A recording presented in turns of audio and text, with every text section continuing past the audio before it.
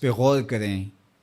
تو آداب معاشرت کا خلاصہ ہے یہ حدیث۔ آقا کریم نے ارشاد فرمایا اتنی دیر تک کوئی شخص کامل مومن نہیں ہو سکتا جب تک وہ اپنے مومن بھائی کے لیے وہ پسند نہ کرے جو اپنے لیے پسند کرتا ہے۔ ایک اچھا معاشرہ تشکیل دینے کے لیے آپ کو کوئی رہنما اصول چاہیے گا تو اس سے بہتر آپ کو کوئی اصول نہیں ملے گا۔ اپنے لیے بہرحال بندہ بہتر ہی چاہتا ہے، تو جب وہ اس مزاج میں ڈھل جائے کہ میں اپنے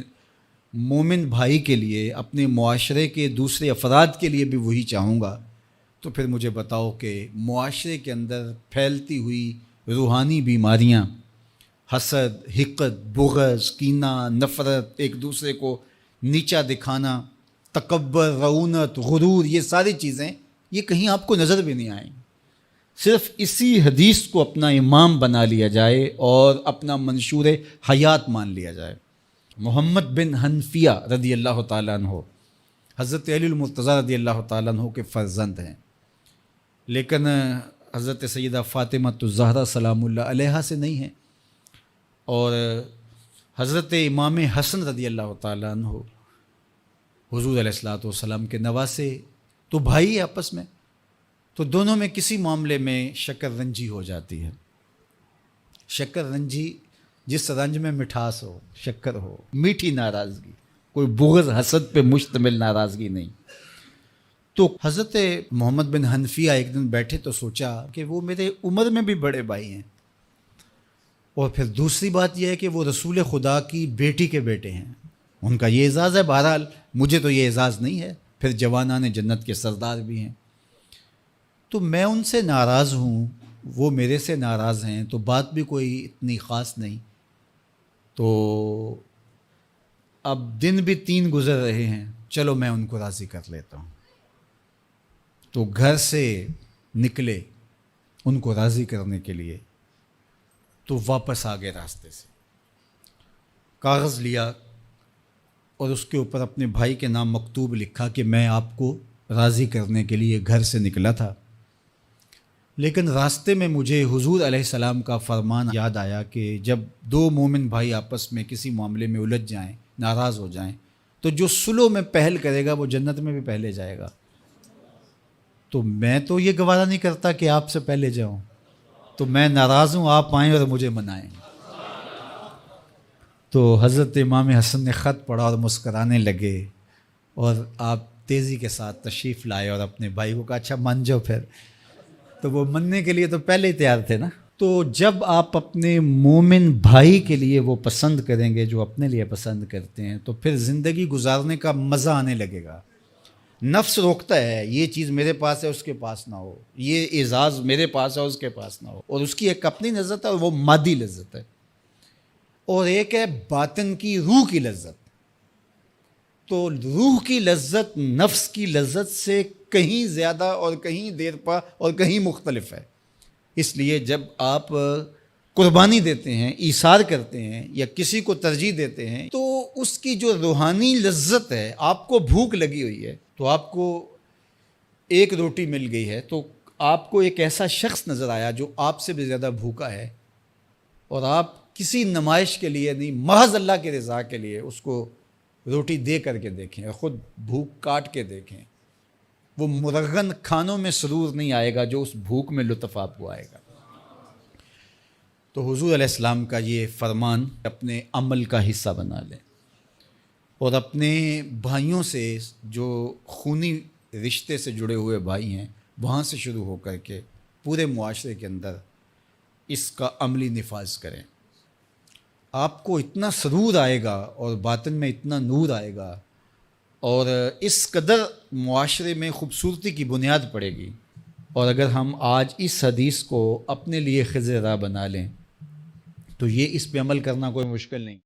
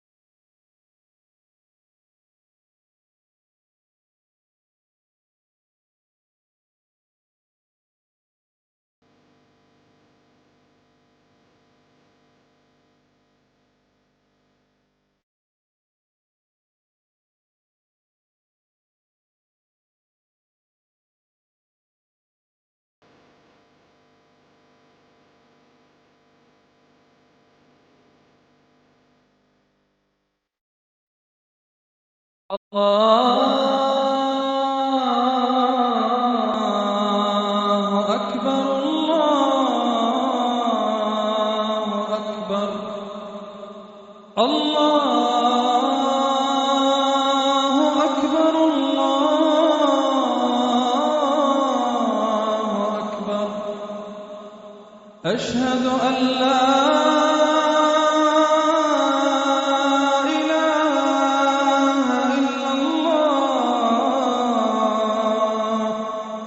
أشهد أن لا إله إلا الله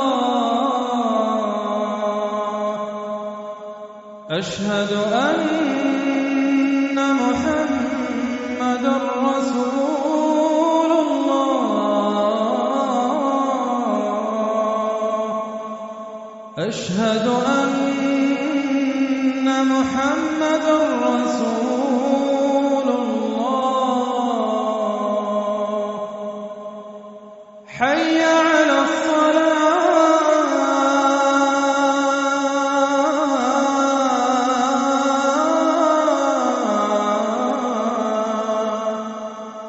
حي على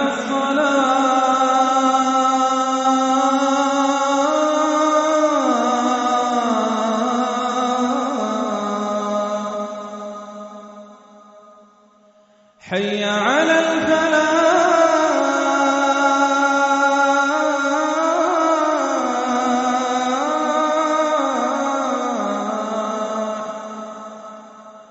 حي على الفلاح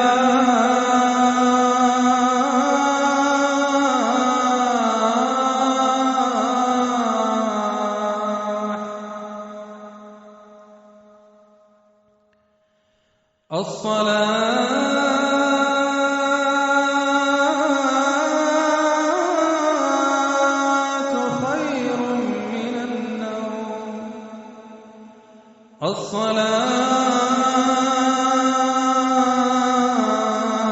الصلاة خير من النوم الله